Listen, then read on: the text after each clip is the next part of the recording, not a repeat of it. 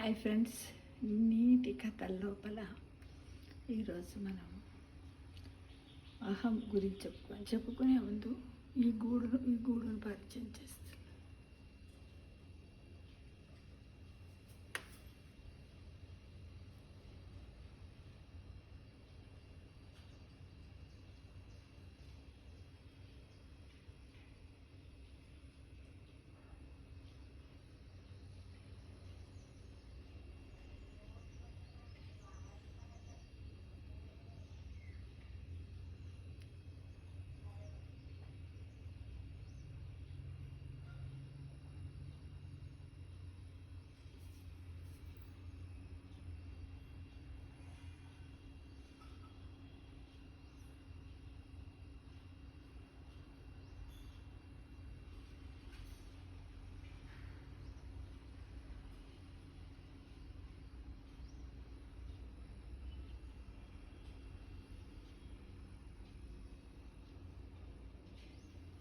Hi friends, ఈ గూడును గుర్తుపట్టగలరా? ఇది గూడా లేకపోతే ఏంటిది? ఇది ఇంట్లో ఎందుకు కట్టుకున్నారు? దీని గురించి ఒక్కసారి ఆలోచించి కామెంట్ బాక్స్లో పెట్టండి మిత్రమా. ఇక్కడ పైన ఉన్నటువంటి స్వామివారు ఎవరో గుర్తుపట్టారు చూడండి. ఇది నేను లాస్ట్లో చెప్తాను కానీ ఈ గూడు గురించి. ఓకేనా ఫ్రెండ్స్? ఇది ఏంటిది అసలు? ఒక అలంకరణ వస్తువుగా కూడా నేటి రోజుల్లో సమాజంలో అందరూ కూడా ఇంట్లో డెకరేట్ చేసుకుంటున్నారు. దాదాపుగా దీని కాస్ట్ ఒక 500 ఉంటుంది. ఇది ఎవరో ఆర్టిఫిషియల్గా తయారు చేసింది కాదు, నేచర్ నుండి మేడ్ బై బర్డ్స్ క్లూ ఇస్తున్నాను కాబట్టి ఇది ఏంటో చెప్పండి. అందరికంటే అతి మేధావంతులైనటువంటి ఇంజనీర్స్ ఎవరు? బర్డ్స్. అవునంటారా కాదంటారా? కామెంట్ బాక్స్లో పెట్టండి మిత్రమా. ఎంత బాగుంది కదా. ఇది 500, దీని కాస్ట్ 500 రూపీస్. ఎందుకంటే ఇది నేచర్తో తయారు. నాకు తక్కువే అనిపించింది, ఎందుకంటే దీన్ని సేకరించి ఈ విధంగా చేసి ఇచ్చారు కదా వాళ్ళు. ఓకేనా ఫ్రెండ్స్? చూడండి, ఎందుకో చాలా బాగా అనిపిస్తుంది కదా.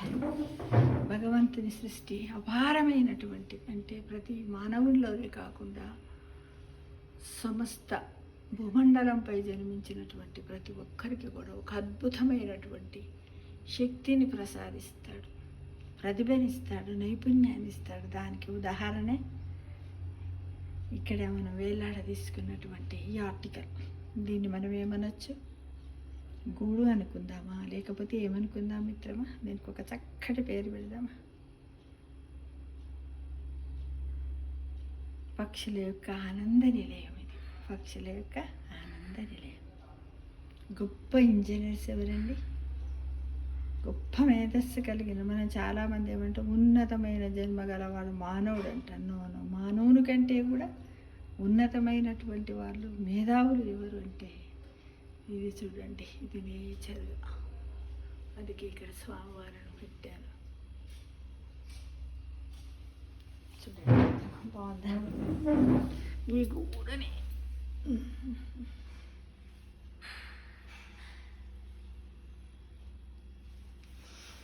నేటి కథల లోపల ఈరోజు మనము అహం అనే స్టోరీ చెప్పుకుందాం. ఏంటంటే సత్యారావుకి మట్టి పాత్రలు అమ్మే దుకాణం ఉందన్నమాట. కొనుగోలుదారులతో దుకాణం ఇప్పుడు కిటకిటలాడుతూ ఉండేది. ఆయన దగ్గర మట్టి పాత్రల నాణ్యత ఉండేది. అంతేగాక అందరితో చక్కగా నవ్వుతా వచ్చారండి, బాగున్నారా, గుడ్ మార్నింగ్, నమస్కారం అండి, రండి రండి అని పిలిచేవారు. ఎవరు?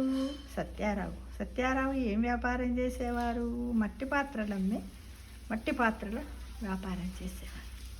అంటే సత్యారావు కొడుకు రాజు మంచి ఆర్టిస్ట్. మట్టి పాత్రలపైన అందమైన డిజైన్ వేసి వాటిని ఆకర్షణీయంగా తీర్చిదిద్ది తండ్రి వ్యాపారానికి సహాయపడేవారు.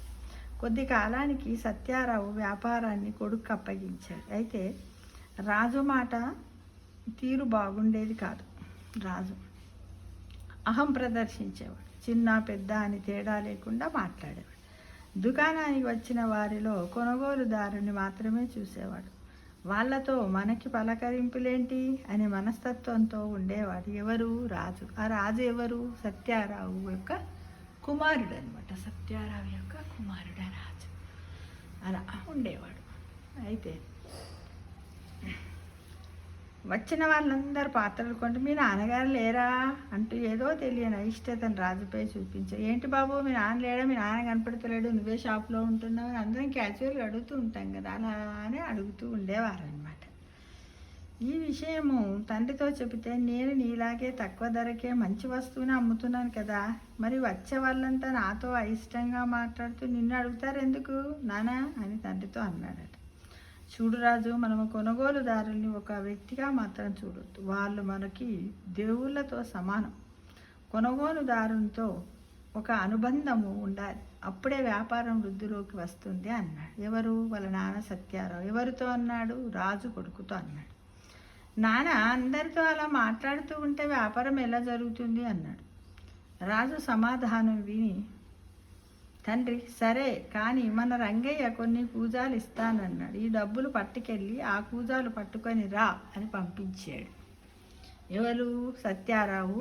ఎవరిని పంపించాడు? తన కొడుకు అయినటువంటి రాజుని పంపించాడు.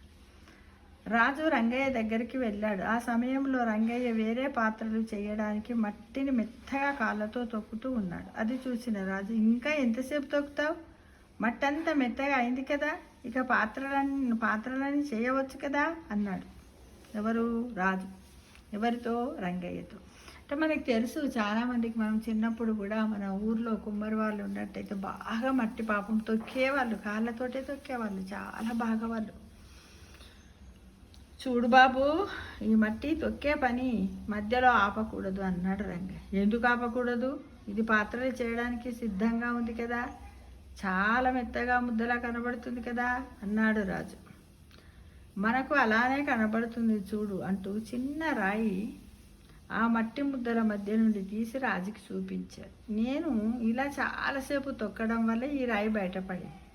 ఒక మంచి పాత్ర తయారు చేయాలంటే ఒక చిన్న రాయి కూడా ఉండొద్దు. ఆ మట్టి నాణ్యమైన ఖరీదైన మట్టి పాత్రని ఇస్తుంది. అలాంటి మట్టి పాత్రల మధ్య చిన్న రాయి అడ్డొస్తే పాత్ర మొత్తము పనికి రాకుండా పోతుంది, దాంతో మట్టి పాత్ర విలువ పడిపోతుంది అన్నాడు రంగయ్య. ఆ మాట రాజు మనస్సుకు సూటిగా తగిలింది. మనం ఎంత గొప్ప స్థాయిలో ఉన్నా అహం అనే చిన్న అవలక్షణము మన వ్యక్తిత్వాన్ని దిగజారుస్తుంది. అందుకే నాన్న కొనుగోలుదారులతో ప్రేమగా మాట్లాడమంటాడు.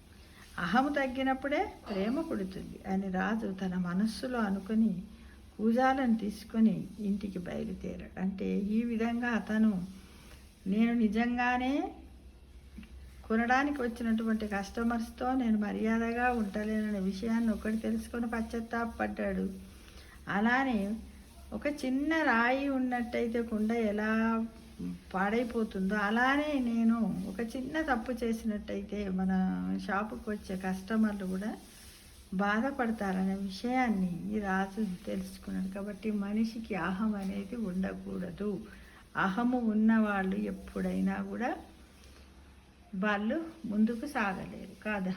అంటారు కదా, పెరిగే కొద్దీ ఒదిగి ఉండాలి. పెరగడం అంటే మనిషి పెరగడం కాదు, మనం ధనము, ఆస్తులు, ఆర్థిక స్తోమత, డబ్బు శ్రీమంతులమైనప్పుడు కూడా మన మాట తీరు ఎప్పటిలాగానే ఉండాలి. ఎందుకంటే పుట్టినప్పుడు మనం ఏమి తేలేదు, పోయేటప్పుడు ఏమి కట్టుకుపోవు, మధ్యలో వచ్చింది కాబట్టి అనుభవించు, నలుగురికి పెట్టు, నలుగురితో మర్యాదగా ఉండు, నలుగురు ప్రేమలను నువ్వు సంపాదించుకో, నీ ప్రేమను నలుగురికి పంచు అంటారు కదా. పంచే కొద్దీ పెరిగేదేంటిది? ప్రేమ, మంచితనం, మానవత్వం, బంధాలు కదా.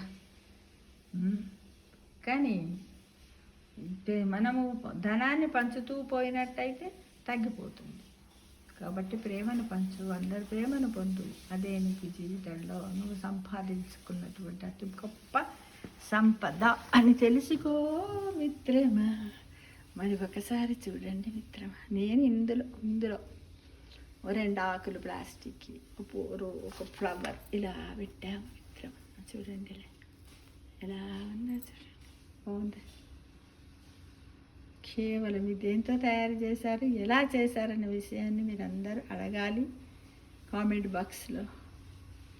ఇది ఏమిటి, ఇది ఎవరు చేశారు, ఏ ఇంజనీర్ తయారు చేశారు దీన్ని కదా. ఉన్నతమైనటువంటి దీన్ని ఇలానే ఎందుకు కట్టాను చెట్టు మొక్కలు అంటే ఇది చెట్ల పైననే ఉంటుంది. దీంట్లో క్లూ ఇస్తుంది. దీంట్లో ఒక్కొక్క పోసం తెచ్చి అల్లుకుంటూ ఉంటాయి. అవి ఏంటి? పక్షులు. కానీ ఈ గూడుకు మాత్రం ఒక ప్రత్యేకమైనటువంటి పక్షి ఈ గూడును తయారు చేస్తుంది. క్లూ ఇచ్చారు కాబట్టి మీరు దీనికి పేరు పెట్టండి. నేనే నన్నే చెప్పమంటారా? చెబుతాను. గిజిగాడి గూడు. గిజిగాడి గూడు చూడండి, లోన ఎంత బాగుంటుందో తెలుసా మిత్రమా? నేను ఇలా పెట్టాను. ఊటే లీవ్స్ ఇలా నేను పెట్టాను కదా. ఇది 1000 రూపాయలు పెట్టినా కూడా మనకు దొరకదు. ఇదిగో లోపల చూడండి, ఇది ఎలా అల్లిందో చూడండి. ఇదిగో చూసారా లోపల? అంటే ఇలా లోపల ఉన్నది చూడండి. ఇదిగో ఇలా ఉందా? లోపల ఏళ్ళు పెట్టాను నేను. ఇందులో ఏం చేస్తుందంటే ఈ పక్షి తన గూళ్ళని పెడుతుంది. తన గూడులో గుడ్లను పెడుతుంది. పక్షులు తయారైన తర్వాత ఇందులో నుండి వెళ్ళిపోతుంది. మళ్ళీ రాదు, ఈ గూడు దగ్గరికి రాదు. అయితే ఇవి మేము ఉన్నటువంటి ఒక మా వెంచర్లో దొరికాయి మిత్రమా. నేను జస్ట్ కొంచెం క్రియేటివిటీతో దీన్ని ఇలా తయారు చేశాను అంతే. దాదాపుగా ఇది అక్కడక్కడ మనం అడిగినట్టయితే దీనికి 500 నుంచి 1000 రూపాయలు ఉంటుంది మిత్రమా. దీని రేటు 500 to 1000 వరకు కూడా ఉంటుంది. ఇలా నేను డెకరేట్ చేశాను. బాగుందా? ఇలా లేసేసాను, ఈ బీడ్స్ పెట్టాను, పూసలన్నీ గ్లూతో అతికించాను. అంటే మనస్సు ఉంటే మార్గం ఉండక, ఇది చెట్టు పైన ఉంటుంది కాబట్టి ఇక్కడ నేను మా ఇంట్లో పెంచుకుంటున్నా ఈ గూడులో పెట్టాను. ఈ గూడులో నేను ఇలా పెట్టాను.